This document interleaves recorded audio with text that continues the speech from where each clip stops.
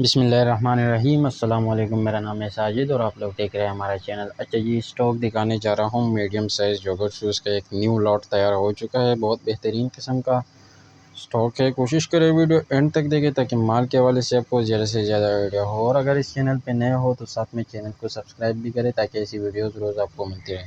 अच्छा जी, माल की तरफ जाते हैं। ये चेक कर ले आप, माल की कंडीशन क्वालिटी आप चेक कर ले, बिल्कुल साफ़ सुथरा माल है। ये चेक कर ले, मीडियम साइज़ जॉगर शूज़ है।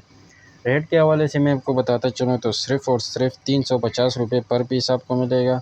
कम से कम आपने 100 पीस ऑर्डर करने होंगे, इससे कम वाले बिल्कुल भी रब्ता ना करें। ये चेक कर ले आप, माल की कंडीशन क्वालिटी आप चेक कर ले, ये चेक कर ले। अच्छा जी, इसमें आपको कोई कटा-पटा ख़राब डैमेज पीस नहीं मिलेगा। इसमें जो ख़राब पीसेस होते हैं वो हम अलग कर लेते हैं। ये बिल्कुल साफ़-सुथरा माल है, ये चेक कर ले आप। पेमेंट प्रोसेस हमारा एडवांस होता है, डिलीवरी चार्जेस कस्टमर पर होता है। पूरे पाकिस्तान में हमारा माल बिल्टी होता है ट्रकर डे के ज़रिए।